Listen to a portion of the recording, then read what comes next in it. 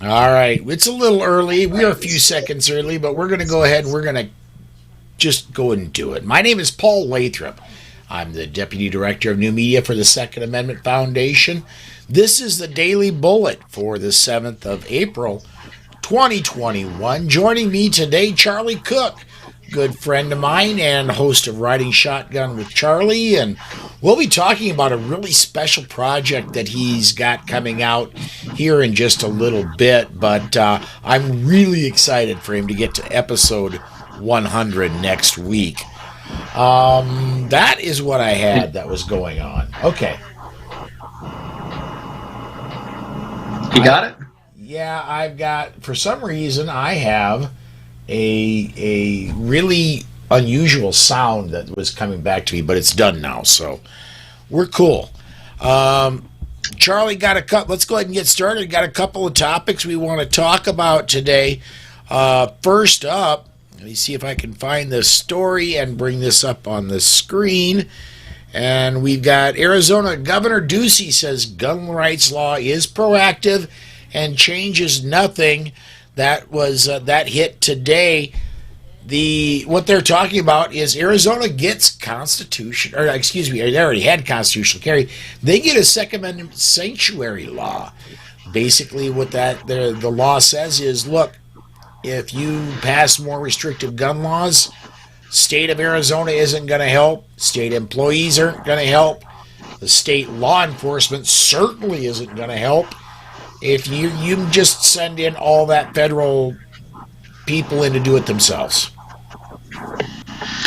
I got to tell you, I absolutely love the sanctuary state phrase because it's something that, and not picking political sides, but it's something that we've gotten from the left when we had the sanctuary states with the illegal aliens, where they said, "Hey, we're not going to arrest illegal aliens. It's going to be a oh God, what's the word? I can't come up with the phrase, but you know what I mean. It's going to be a sanctuary state where illegal aliens can live." And I love that the folks, the pro-gun folks, the pro-freedom folks, has taken that phrase and used it in our favor. So that is one of the things that I love the most about it. You know, and there are a few sanctuary cities, or a few sanctuary states, and several sanctuary cities for illegal aliens throughout the country. I'm telling you, there are hundreds of counties. Just in West Virginia and Virginia, there's over 100. Nationwide, I'm betting there's over 1,000 sanctuary counties and cities, and there are many sanctuary states with more coming all the time. Just today, besides Arizona, Texas has got a sanctuary state bill that has cleared the Senate, now goes to the House. So it's really good news for those that are pro-freedom.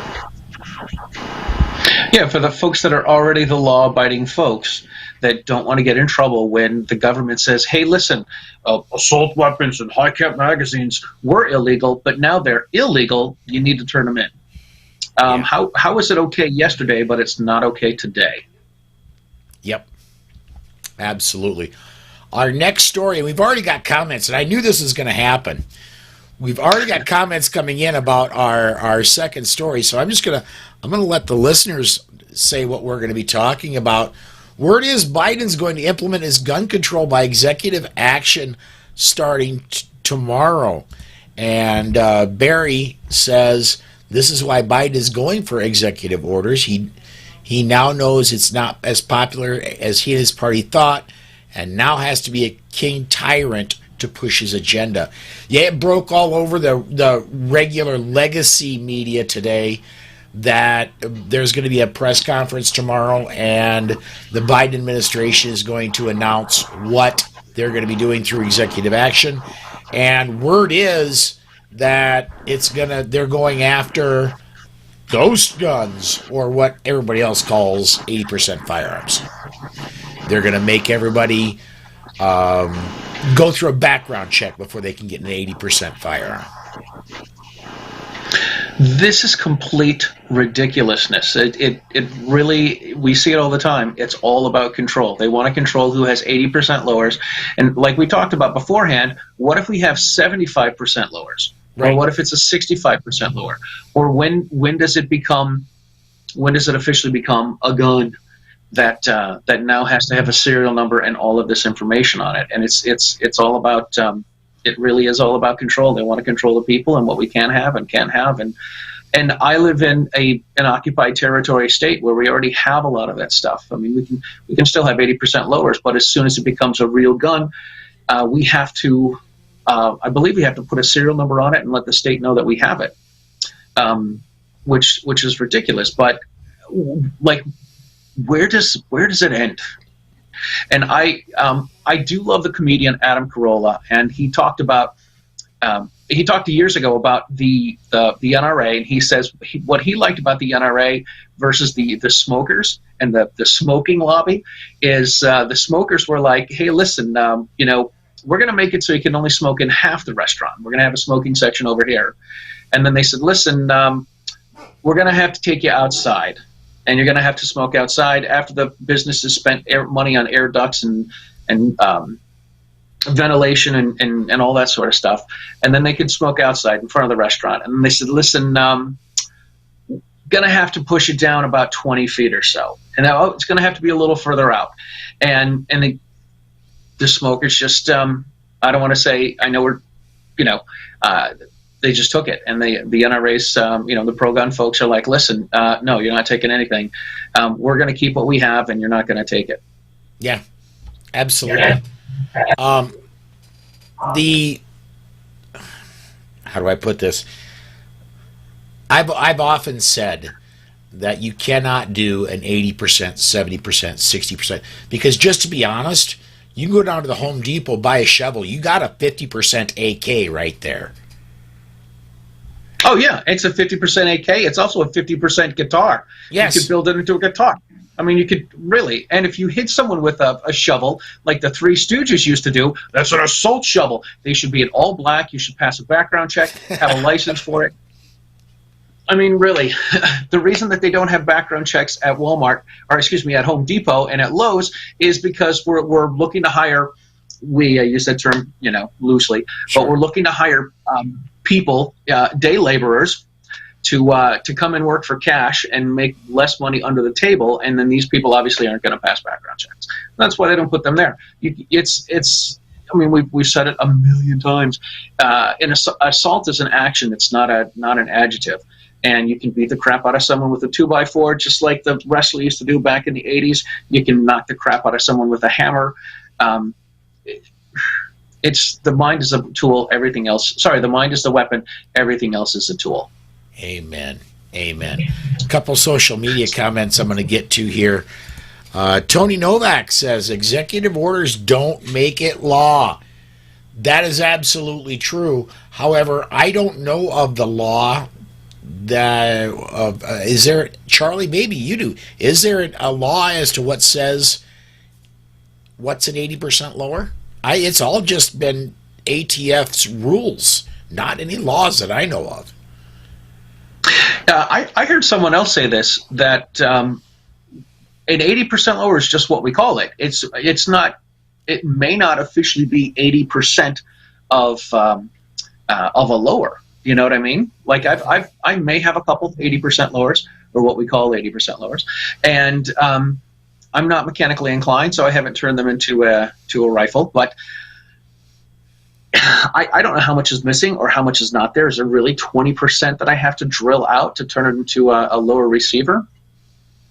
And does any of this stuff matter? I mean, does it really matter that they're gonna keep? It doesn't matter what we call it. That's what I'm looking for. Does it matter that it's an 80% or 75%? What if it's really 85%? Yeah, it's still all about control. What if it's just a spool of plastic that goes into a 3D printer? That's a 1%, 2%. Right. It could become a lower. It could become. It could become a doll. I mean, yes. Really, this is ridiculous. This is completely ridiculous. Hey, staying with the theme of the 80% lowers, I saw this story a while ago, and I know it's a couple years old, but there was a guy that was a hard to believe he was in California, and he was I want to say he was a felon, and he wasn't able to own any firearms, but he had a shop where he sold lowers and he sold rifle parts, and he had all these tools, and people would come in. Like, I don't know if Susan's ever done any of those sip and paint. Is that what they call these? They sit and have a couple glasses of wine and paint a picture. Have you seen these before? They have one of these in my town. Please don't tell Susan about that.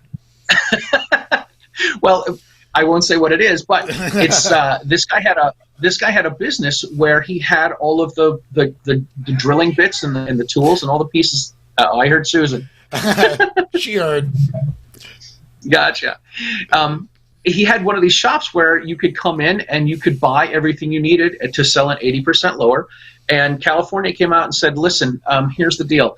We know what you're doing is legal, but you got to stop doing it because it's just not good. And I think they did close his shop down, but it still is perfectly legal to have to make your own rifle. Yeah. A couple more, and I do remember that story. A couple more social media comments. David Wilcox, frequent commenter, says South Carolina House passed permitless carry this afternoon that included a sanctuary amendment onto the Senate. We've been there before. I'm not really that familiar with South Carolina politics, but if there's a year when it's going to happen, with everything happening in Washington, D.C., I would think this is the year South Carolina could do it. Any state that is even purple, if they're going to do something, this is going to be the year.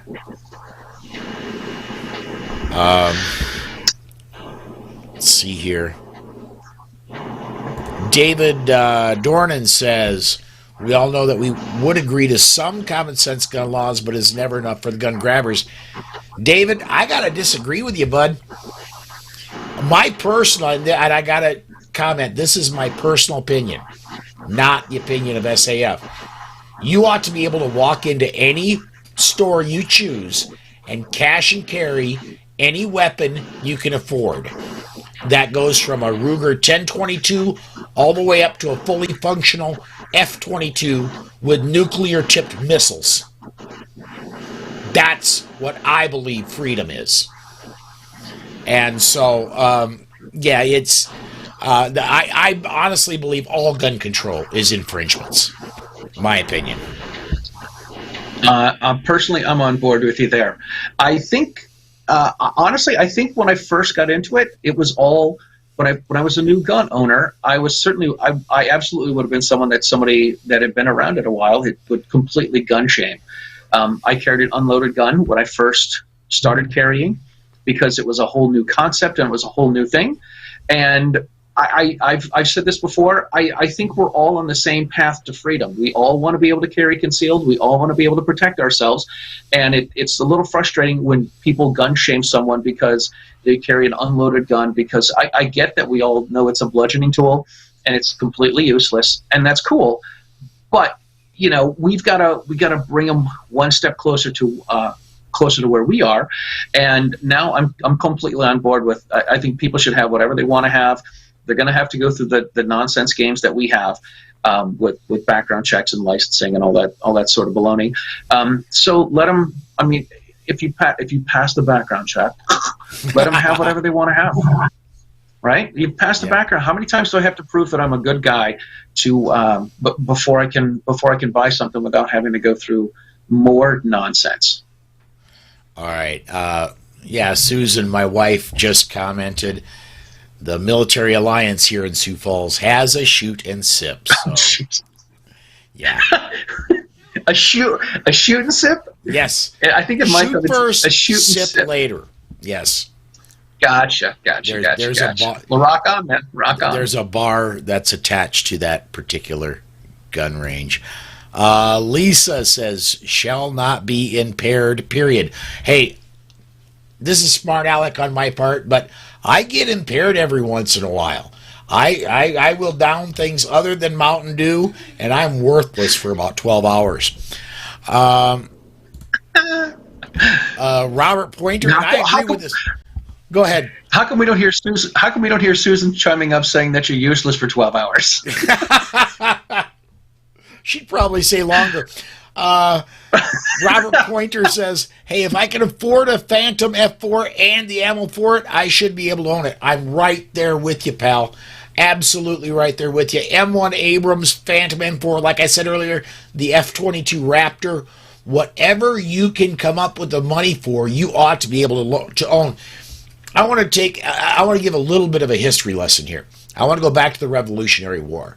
I want to go back to April 1774 when the Battle of Lexington and Concord kicked off. You know what the British were coming for? They weren't coming for muskets. They were coming for privately owned cannon and the powder to fill that cannon. That's what the Battle of Lexington and Concord was over. It was not over muskets and musket powder. They wanted the cannons that were privately owned. There we go. We're looking for them again. Yeah, this country was founded on resisting gun control. Okay. Unfortunately, where that happened is gun control haven. Yes, it is. Yes. Tony Novak says an unloaded gun is a rock. No, it's not. A rock is nice and round and smooth, and you can chuck it and aim it pretty well. Handgun, not so much. If you throw a handgun just right, it'll come back to you like a boomerang. All right. It's all in the wrist. We've got a lot of great comments coming in, both straight and funny ones. Friends don't let friends shoot drunk. Well, that's true. That's why it's a shoot, then sip. Then sip.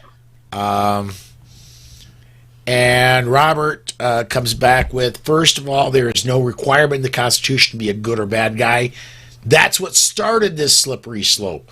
We gave in 1934 and in 1968 with their feel-good legislation. Jerry Gosha wants to know, does cannon fall under the NFA? It's an other weapon, any other weapon. AOW, right? So, and I do know. Go ahead, Charlie. What about a blunderbuss? I think that's actually ancient. If you I want to say it's 1892. Any weapon manufactured before 1892 does not fall under current restrictions. Right. This is confusing to me. When I first got into gun stuff, I would get the catalogs for Cabela's and the Bass Pro Shop, and you could order, and this blew my mind, you could order like an old replica of a World War II rifle, World War II handgun, and even rifles that something like Josie Wales would shoot. Mm-hmm. And I'm like, wait a second, you shouldn't be able to get one of those through the mail. That seems crazy.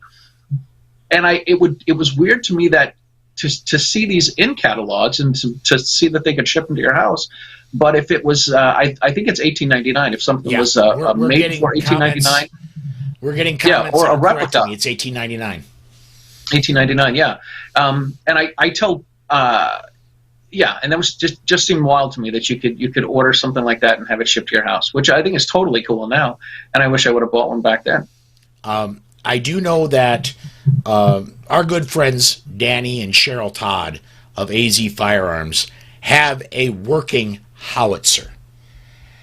I think they have two. Yeah, that could very well be. I know they have at least one, and it is on my bucket list to get down there and coerce them into taking that thing out to the desert and giving them the $100 it would take to fire that thing, because it's $100 a pull, and there's no trigger. There's a lanyard you pull. So GRPC was in Phoenix 2 years ago, and yes. I really wanted to do a gungram with the cannon. Oh, wow. I like, it's either the Star Spangled Banner or AC/DC's For Those About to Rock. We salute you. That would have been awesome. But, I counted it up one time. They fired like 21 shots from a cannon. That would be an extremely expensive Charlie's Gungram. It really would be. So we could edit it so we do it once and then slice that in all the time. There you go. I like that. Magic of video. I don't know if this will all fit. I'm gonna try. It won't, so I'm gonna have to read it. The only thing the government hasn't done yet is create a nullification bill. With this bill, take all the 2A sanctuary state laws that the governors have signed in one fell swoop. Federal nullification law removes all state rights. And then the question will be, when will the shooting start? Even if they do that, we have a secret weapon of our own. And he's going to be on episode 100 of Riding Shotgun with Charlie. That's my boss, Alan Gottlieb. They can honestly, I've not talked to Mr. Gottlieb today, but I fully believe that there is a legal challenge if no matter, they've got planned out, what if this happens, what if that happens, what if the other thing happens, and they've got 4 or 5 potential challenges just waiting for whatever pops tomorrow. So one of the great it's not immediately to war if that happens, is what I'm trying to say, Donald. One of the great things about the SAF is, and having a mind like Alan's, is he sees that this is a chess game. And you'll see that after, sometimes they will want a court case to lose just so they can get to the next step, and they've already got a plan at the next step. And after it makes it to that, it move up to the next one, higher up in the courts and everything. A little bit of a different track here. Paul Willingham says, I'm thinking that ammo, especially personally manufactured ammo, may become a viable alternative currency. Well, maybe, but only with people that have guns. You could come up with 223 all day long, and if they don't have something that shoots 223, if they don't have a gun, that's kind of worthless to them. So, Tony Novak, love this one. Can't wait to purchase a railgun. Me too. I need Alan to pay me a lot more money before that can happen. All right. Raymond Haas Sr., Daily Wire. Yeah, he sent a link to the Arizona go back to the beginning of the show when we're done. We did cover that AZ is getting sanctuary state. One more, and then I want to get off to a different topic. Pete over at Gun Websites. If it is a chess game and you're still playing on a board with pieces, they're running code through logarithms that it's not the same chess as it was 10 years ago, in my opinion. Yeah, you're right. I mean, and Charlie, say something, because it's your mic that's giving this quiz. Oh man, the same chess game. I'm not quite sure what you mean. A lot of stuff has changed as far as what people will want and accept. We used to be able to have high cap magazines and all that sort of stuff. So I'm not 100% sure what you mean by all that, Pete. Yeah. But yeah, we do have to think about the long game for all of this. And okay, if this happens, then we need to do this. It's honestly, it's the if then game, just like we play in our own personal lives for situational awareness. If this happens, if I'm at a movies and this happens, there's my exit. If I'm in the store and this happens, there's an exit. Here's my exit plan. And it's kind of the same sort of thing, I think. Or if you go back to when I was in junior high and learning to program the Apple II, there's a whole lot of if then in BASIC. Exactly. So, anyway, I got one more story. We're got about 6 minutes to the bottom of the hour, and we've got just about time to get this in. I had an interview with Rachel Malone yesterday, And that story is up. I'll give you a shot of it here. Story is up on the Gun Mag. Permitless carry and sanctuary state legislation still alive in Texas. As you can see right down there, by Paul Lathrop. They actually allow me every once in a while to put actual real news up on the website. But I had an interview with Rachel Malone. Go ahead. It's not that they let you put up news, it's the fact that they let you take credit for it. Yeah, absolutely. But no, Rachel says that there are two versions of permitless carry that are alive still in Texas that are going to be making it through the House. They've got until the end of May to get everything totally approved. They got till the end of April to get everything through the House and to the Senate. There are two versions of permitless carry and one version of sanctuary state. And then in the Senate, there's a version of the sanctuary state that cleared committee today. I'm not sure if it cleared committee or cleared the full Senate. I think it just cleared committee. But everybody's been saying Texas isn't going to do anything. Texas isn't going to do anything. I really think this is the year Texas absolutely does. It would be great if they did, because for the longest time we've always thought that Texas was the place to be for gun laws, and especially when you talk to non-gun folks, that they're shocked that that they have permits in Texas. You know what I mean? And we would think that with the Republic of Texas's history that they would be further along, I think, than they are, and that they're moving to permitless carry in a sanctuary state. Rock on. That's awesome. They should. Yes.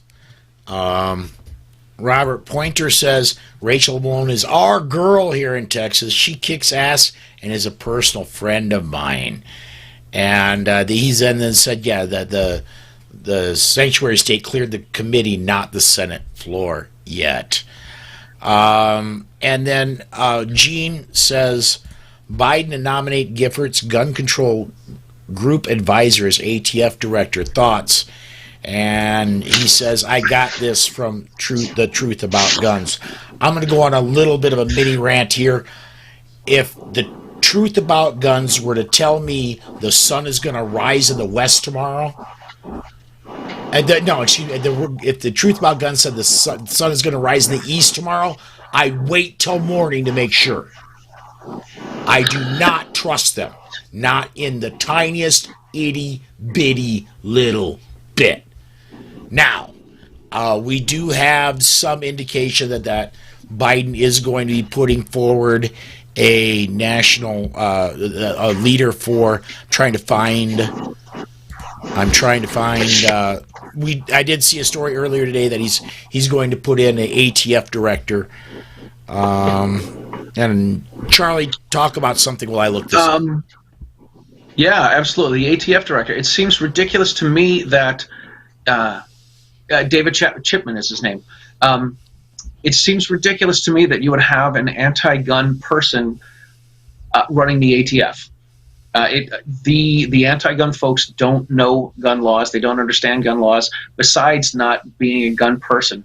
I alwaas tell people in the classes I teach that the anti-gun folks make gun laws, which it's very much like the people that also say, well, you as a man, you can't tell a woman what she can do with her reproductive rights. Okay, so I can't make a call on those because I don't have a fallopian tube. And if you don't have a gun, then you probably shouldn't be making laws on guns. Amen. Amen. Well, we are coming up. We've got just about a minute to the bottom of the hour, so we're going to start wrapping this one up. But Charlie, if you would, go. One quick thing. I was reading the article, and it said that Shannon Watts wrote a book called Fight Like a Mother. And I think that's almost a copyright infringement of Samuel L. Jackson's book. You know what I mean? Boy, I'm glad I wasn't in the middle of swallowing. Please say soda. Charlie, you've got episode 100 coming out next Tuesday of Riding Shotgun with Charlie. You did something very cool. I'm supremely jealous. Tell everybody about it. So it's not that I got to interview Alan Gottlieb. It's that I got to interview Alan Gottlieb while I drove his Corvette around Bellevue, Washington.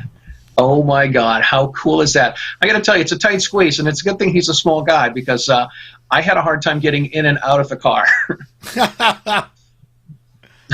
Man, when I knew you were going to be going to interview him, I was supremely jealous that you got to drive the Corvette, and very, very cool. I've seen some excerpts of it. I haven't been able to watch it yet, but believe me, I will be watching it, and I will be pushing it out on the 13th because, from what I've seen, it's extremely cool.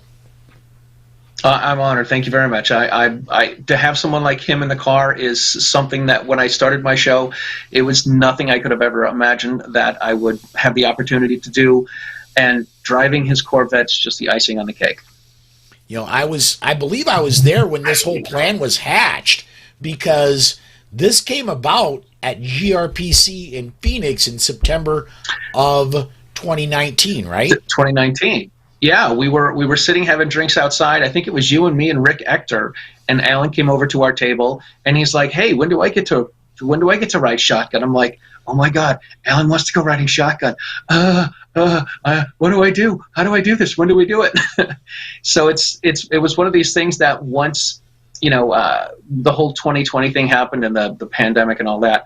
I asked him in December. I'm like, all right, I'm barreling it down at 100 episodes pretty soon. I'm gonna have to ask Alan Gottlieb if he wants to do this. And he graciously, he got back to me I'm going to say within maybe 8 minutes or so, and said he'd love to be on the 100th show, and he's looking forward to be on the 200th show as well. So, awesome. I'm completely honored and flattered and humbled by all of it. And the SAF folks have been great to me. I mean, you and Amanda and being on the shows, it's legit. It's been a great ride. It's not stopping, but it's just been incredible to get to 100 shows and to film shows in 26 states and get around the country and make so many friends. It's really what I wanted when I started my show.